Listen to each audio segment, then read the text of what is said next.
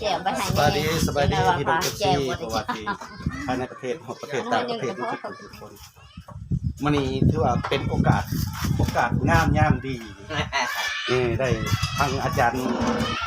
กับเด็กจำพรพี่น้องเป็นได้มาเยี่ยมมายามปกตินะขัดว่ามายามมันตั้งห้าเป็นผู้หับตอด แม่เพิ่นไปเอาปลามาต้มทุกกินได้ปลาพี่น้องเฮาสิมาบัดโคกเนาะโดยขอบใจนะอาจารย์เลยเตรียมมาเลยเนาะเตรียมมาเนาะมาตั้งแต่ซุยเก่งกอกกูได้นี่ได้มาแต่ซุยคนทองดอนแยงเนาะจะขึ้นขมวงกูแหละ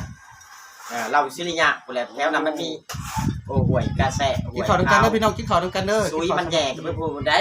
ผู้ช่องพามื้อนี้ก็ถือว่าทางอาจารย์ใหญ่อาจารย์ดอกเพชรแดนจำพรอาจารย์ประพันธ์อาจารย์หนักประพันธ์เพลงพี่น้องเพิ่นก็ได้มาเยี่ยมมายามฮอดเฮือนฮอดชานของอาจารย์ต้นสะแนวก็ตอนนี้ก็ถือว่ากำลังกินข้าวสามัคคี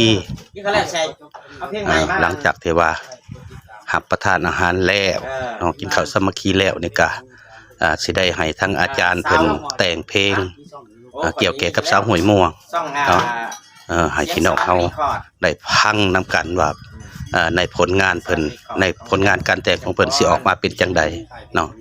เพราะว่าเพิ่นแต่งนี่ก็แบบแต่งแล้วก็ร้องไปเลยเลยพี่น้องเอ้ยถือว่าสมควรเติบเนาะอันนี้ก็ถือว่าระดับอาจารย์ใหญ่พี่น้องมาไล่ทองทินสวรรค์บนอยู่ลูกแม่ของมาฮอดก็สุไทยโอเลี้ยงบ่พวกรุ่นหลังๆนี่ก็มีพวกอนาใส่ตัวเดียวเฮ็ดใส่ได้แล้วบ่กันสาวหลังจากที่ว่ารับประทานอาหารหรือว่ากินข้าวสามัคคีกันแล้วนี่พี่น้องก็ให้เราถาเนาะเราถาเกี่ยมพังผลงานแต่งใหม่ของอาจารย์ดอกเพชรแดนจำพรเกี่ยวกับสาวห้วยม่วงรอพังเด้อพี่น้องเด้อจักหน่อยเด้อจักหน่อยเป็นกินข้าวแล้วนี่ก็สิได้เลิกเนาะสิได้เลิกของเพลงก็สิแบบอัดชดพี่น้องเอ้ยเนาะมากันมาเตี้ยมาเตี้ยมาปั๊บให้มันได้โอ้ยเพลงกับเพราะซ้ำนี่แหละของทิมไม่หลายปีเลยผู้ขากันมันเถ่าเลยเนาะมันก็คือผู้นมผู้น้อยให้มันมอนอยู่ใจเด้อพี่น้องเด้อไทยแล้วบ่หันเอาเลยสนะโอ้ยเพลงขึ้นฮอดผู้สาวห้วยม่วงนี่แหละ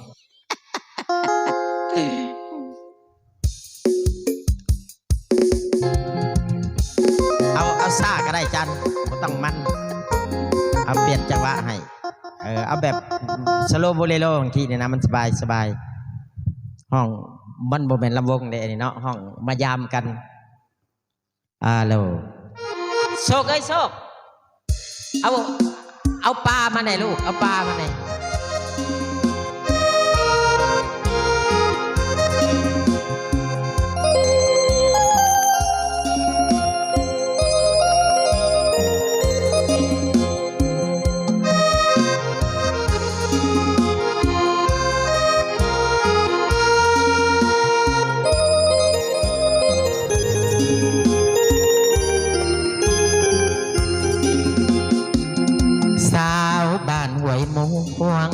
ห่วงเจ้า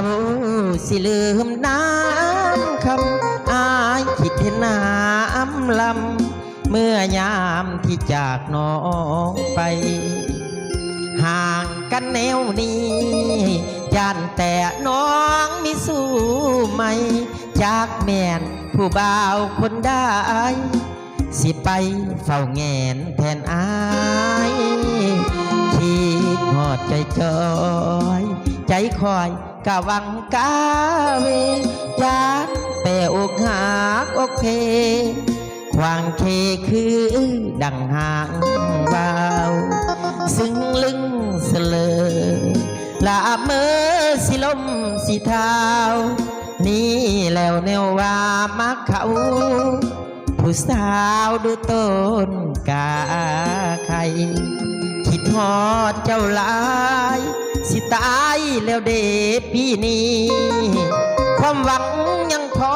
ให้พี่ จากสิขาดปัดมือใดความทุกข์ความยา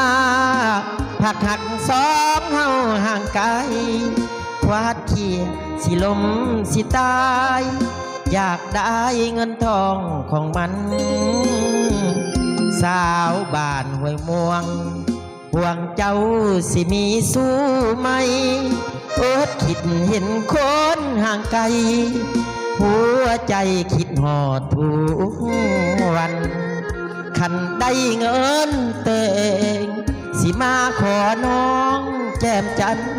สาวบ้านห้วยม่วงตาหวานอย่าลืมกันเด้อลาคำแพงโอ้ยมันบ่มีหอนแห้งเลยแหละเด้นี่ฮะอาจารย์เอ้ย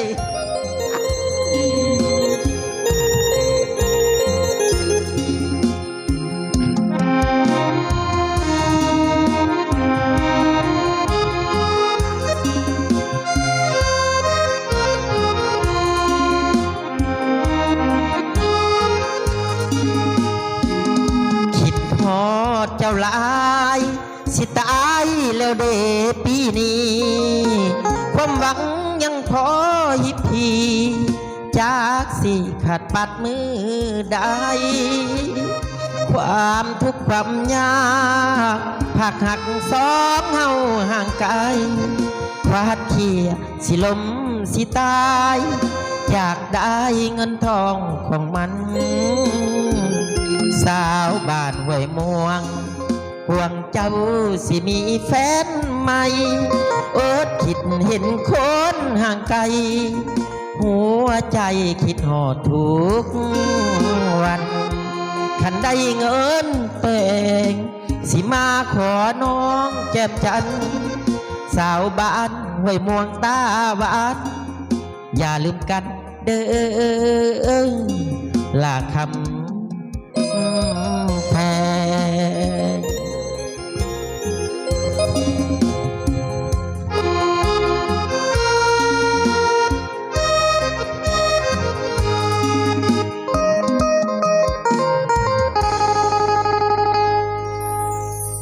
บริอัดบริกระดีเลย